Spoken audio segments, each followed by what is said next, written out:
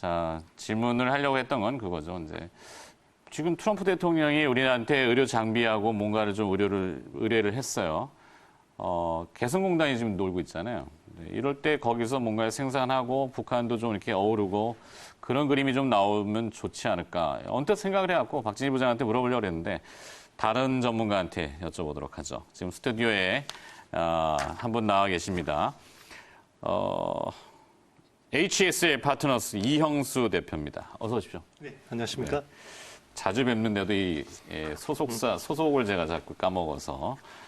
자, 이형수 대표한테 개성공단 여쭈기는 그렇고, 아니 뭐 평상시에 이렇게 뭐 아이디어도 있을 수 있잖아요, 그죠? 또 네. 취재 기자를 여러 번 또 하셨고 하기 때문에 어떨까요? 제 아이디어는 개성공단 놀고 있는데 뭐 뉴스 플로우는 다 보셨을 거 아니에요? 네네. 네. 아이디어 어떻습니까? 굉장히 좋은 아이디어인데요. 이게 네. 이제 또 정치적으로나 또 꼬여 있는 문제들이 많다 보니까 네. 그거를 또 그 쾌도남마처럼 이렇게 쉽게 해결하기는 쉽지 않을 것 같습니다. 그래요? 어쨌든 정부에서도 그런 아이디어들은 충분히 좀 디벨롭하고 있지 않을까, 네, 설득하고 있지 않을까 그렇게 그렇죠. 생각을 하고 있습니다. 매번 이제 변죽만 올리다가 좀 자꾸 드롭이 되니까 실망감을 시장에 많이 줬는데 이번에는 조용히 움직이다가 뭔가 딱 결정 나면은 그때 뭐 발표를 하든지 네. 하여튼 좋은 쪽으로 뭔가 이렇게 솔루션이 나왔으면 좋겠습니다. 최근에 이 코로나19 때문에 그 이슈들을 앞서 저희도 다뤄봤지만 산업 생태계에 큰 변화들이 많잖아요. 그 이제 IT가 굉장히 빨라지는 그 가속화들. 거기에 이제 데이터를 거래하는 데이터의 중요성이 굉장히 높아지고 있는데 오늘 관련 기업을 그래서 하나 또 보여주신다고요? 네. 어떤 기업이죠? 되게 어려운 시장이지 않습니까? 네. 사실 변동성이 굉장히 높은 시장이고 그래서 평소하고 좀 다른 스타일의 또 기업을 가져와 봤습니다. 뭐죠? 좀 덜 깨질 수 있는 종목 이번 장에서 30%?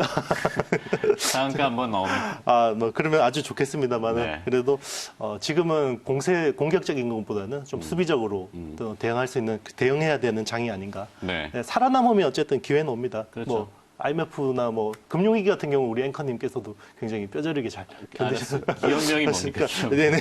효성 ITX 가져왔습니다. 효성 ITX. 네. 네. 효성 ITX. 어떤 기업이죠? 이 회사는 이제 컨택 센터라고 해서요. 저기 우리 흔히 이야기하는 콜센터. 요즘 언택트가 저기가 대세인데 컨택입니까 여기는? 네, 맞습니다. 왜요? 그러면 이게 중복받을 네네. 수 있나?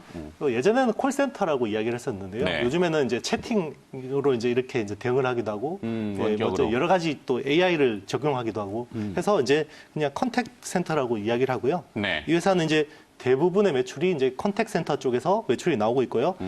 그리고 향후 이제 서버나 이제 IT 솔루션 이런 쪽에서 굉장히 이제 성장성을 좀 이제 기대할 수 있는 이런 종목입니다. 네. 자, 매출 구성 말씀하셨는데 컨택 센터. 근데 이제 최근에 코로나19 때문에 수혜가 됩니까, 이게? 네, 소외를 받고 있습니다. 사실 지금 재택근무가 이제 대기업들도 많이 시행하고 있지 않습니까? 그리고 이제 집에 있으면서 사람들이 이제 넷플릭스로 이제 영화 보고 네. 네, 온라인으로 주문을 하잖아요. 그리고 온라인으로 주문을 하면 뭐 이제 이게 뭐 반송하거나 뭐 이렇게 이제 AS를 해야 되는데 이런 부분들이 대부분 이제 컨택센터에서 처리를 해줘야 되는 것들이거든요. 네. 그래서 비대면 거래가 증가하면서 이제 오히려 컨택센터 수요는 늘어나고 있습니다. 자, 이 효성 ITX는 4차 산업의 핵심, 클라우딩, 뭐 표현은 그렇습니다만 고수 이렇게 써놓으셨는데 클라우딩의 고수 어떤 의미로 이 회사가 그 장점을 가지고 있는 겁니까? 예전에는 IT 서비스라고 이야기했습니다. 뭐 롯데 정보통신이나 삼성 SDS 뭐 이런 회사들이 그룹 전체의 어떤 이런 IT를 담당하면서 네. 캡티브 시장에서 큰 성장성이 없는 이런 회사들이었는데요. 그렇죠. 이게 약간 4차 뭐 일감 몰아주기 뭐 이런 것 때문에 네네, 이슈가 맞습니다. 많았었는데 그런 부분들 부정적인 부분들이 좀 있었고 어떤 성장성이라는 부분이 좀 이제 캡이 있다 이런 부분들이 많았었는데 최근에는 AI, 빅데이터 그리고 IoT 클라우드 등 이런 것들이 이제 4차 산업혁명이 가속화되면서 이런 부분에서 이제 강점이 필요한 거죠. 그렇죠. 그리고 원래 IT 서비스 산업이라는 게 경기 민감성이 굉장히 높은 산업입니다. 그러니까 그룹이 좀 힘들면 IT 투자 다음에 하자.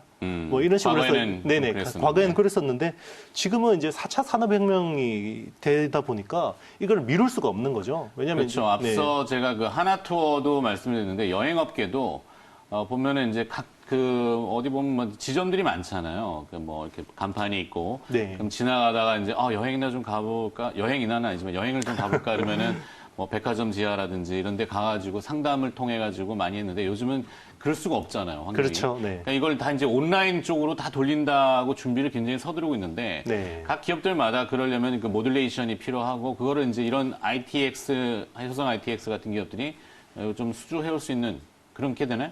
굉장히 중요한 포인트를 짚으셨는데요. 네. 결국은 이제 이게 오프라인에서 온라인으로 가는데 중요한 게 컨택 센터 같은 경우는 인건비가 결국 비용이잖아요. 그렇죠. 네, 그렇게 이걸 일일이 사람이 대응을 해주게 되면 비용이 올라가니까 그 마진 구조가 별로 좋지 않은 건데요. 결국 그거를 사람이 일일이 대응해주는 데에서 이제는 뭐 AI로 뭐 채팅 앱으로 이렇게 이제 대응을 해주면서 비용을 코스트를 다운시킬 수 있는 그런 노하우들이나 기술이 중요해지는 네. 거죠. 네. 사실 고용이라는 측면과 일자리라는 측면에서는 조금 부정적일 수도 있지만 네.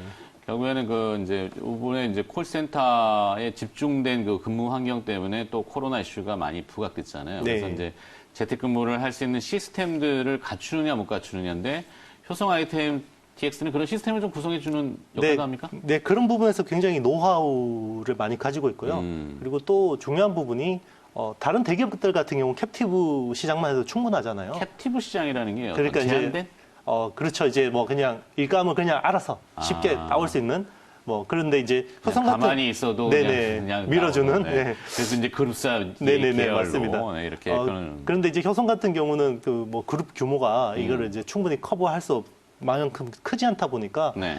좀 헝그리한 거죠, 애들이. 그래서 다른 데서 많이 이렇게 받아오고 그 그룹사 외에 어떤 그런 일감 비중도 굉장히 높은 편입니다. 네. 네.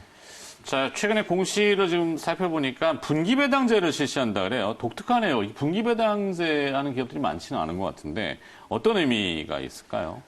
일단은 이제 효성그룹이라는 데서 이제 또 지주사로 재편이 됐지 않습니까? 그렇죠. 네, 몇 년 전에 지주사로 재편되면서 주주 친화적인 정책을 굉장히 강화하고 있습니다. 네. 사실은 이제 그동안은 굉장히 좀 회사가 고루하고 투자자하고 소통도 잘 하지 않고 이러다 보니까 굉장히 디스카운트 되어 있는 요인들이 컸는데요. 이제 분기 배당을 하고 이번에 또 시장이 폭락하면서 또 20억 규모로 이제 자사주 취득도 결정하고 이런 굉장히 달라진 모습을 보여주고 있는 거죠. 이런 것들이 사실은 이제 외국인 투자자들이나 연기금에 굉장히 어필할 수 있는 포인트라고 생각하고요. 그래서 회사가 이제 많이 달라졌다. 그래서 이제 우리 릴레이팅 할 수 있다. 이런 것들을 이제 보여줄 수 있는 시그널이라고 생각합니다. 네. 자, 마지막으로 이제 뭔가 그런 거는 스탠다드한 내용일 거고 지배구조 이슈 좀 없을까요? 이 회사는 혹시 형제의 난이라든지 아니면 왕좌의 게임 뭐 이런 걸로 핵심에 서 있다든지 언뜻 생각이 좀 나서. 네. 뭐 앵커님께서 사실 다 알고 계시면서 어떻게 이렇게 알아요? 네, 다 알고 계시는. 추론을 할 뿐이죠. 최근에 이제 네네. 한진칼 보면은 네. 사실 펀더멘탈도 물론 중요하지만 어떤 그런 이슈 때문에 주주 입장에서 보면은 주가가 사실 반응해 주는 거는 나쁘지 않거든요. 물론 장기 투자를 하시고 배당 투자를 하시는 분들한테는 뭐 주가 왔다 갔다 하는 게 뭔 의미가 있겠습니까만 요즘은 이제 그렇지는 않잖아요. 시장 환경이. 네, 그래서 그렇죠. 그래도 주가가 좀 올라주는 게 좋을 것 같아서 뭐 또 모멘텀이 있을까 싶어가지고 제가 추론해서 여쭤보는 건데 네네. 이영수 대표가 그냥 뜬금없이 뭐 IT 이게 뭐 데이터 센터 이래가지고 가지고 오셨지는 않을 거란 네. 말이에요. 엔딩에 중요한 포인트가 있네. 네, 사실 이게 좀 어떻게 보면 주가적으로는 굉장히 좀 메리트가 이슈가. 있을 수가 있는 건데요. 효성 ITX의 지배 그 지분 구조를 보면 조현준 회장님 그 이제 지분이 35%입니다. 개인 회사 35%. 그리고 이제 주 효성이 28%를 가지고 있습니다. 네. 예. 이게 올해까지가 만기거든요. 그래서 올해 안에 어떤 식으로든 지분 정리가 돼야 돼요. 이게 되지 않으면 사실 과태료를 많이 물어야 됩니다. 네. 지주사 개편 네네. 유예 기간이 올해까지군요. 네네, 그렇죠. 그래서 이 과정에서 이제 효성 ITX 주가가 상승할 수밖에 없는 요인들이 굉장히 많고요. 최근에 효성그룹이 효성캐피탈을 매각에 나섰잖아요. 네. 이게 이제 지배주 구조 이제 개편의 어떤 신호탄이라고 볼 수 있는데요. 사실 효성캐피탈 같은 경우는 이제 금융회사다 보니까 금산분리 이게 저촉이 되거든요. 네. 네, 이제 지주사로 재편했기 때문에 그래서 이제 금융사를 팔아야 되는 거고요. 올해까지 아마 효성 ITX하고 갤럭시아 컴즈 같은 이런 이제 대주주가 최대주주인 이런 계열사들을 뭐 결사로 편입하든지 아니면 M&A로 매각을 하든지 이런 식으로 이제 결정을 해야 되는데 네. 그게 사실 이제 주가 상승의 포인트, 트리거가 될 수도 있다라고 기대하고 있습니다. 네. 거래량은 왜 이 모양입니까? 거래량이 거래량이 너무 적습니다. 적어서, 네네. 예. 거래량이 예. 굉장히 적은데다가 하루에 2만 주씩 바치고 있거든요. 자사주 매입합니까? 네네. 아. 그래서 제가 수비적인 회사를 오늘 들고 왔다고 말씀드린 거고요. 뭐 네. 크게 위험성은 좀 적군요. 한번 물론 전체적인 시장 때문에 주가들이 대부분 이랬지만 쿵 거렸던 적이 있네요. 네, 맞습니다. 그러다가 지금 조금 이제 회복했고 고점이 17,000원대에서 지금 12,000원대. 위로 이제 업사이드라고 하는 그게 그 가능성이 좀 보입니까?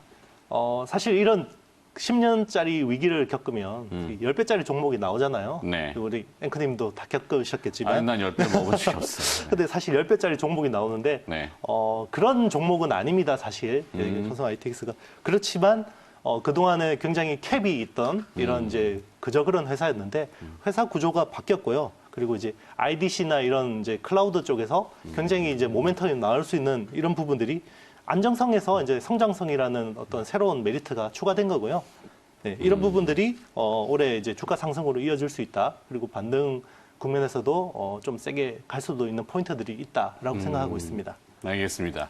새로운 기업을 한번 들어봤습니다. 맨날 그 평이한 기업들만 많이 들었다가 효성 ITX라고 하는 신선한 기업을 들어봤고요. HSL 파트너스의 이형수 대표였습니다. 고맙습니다. 네, 감사합니다.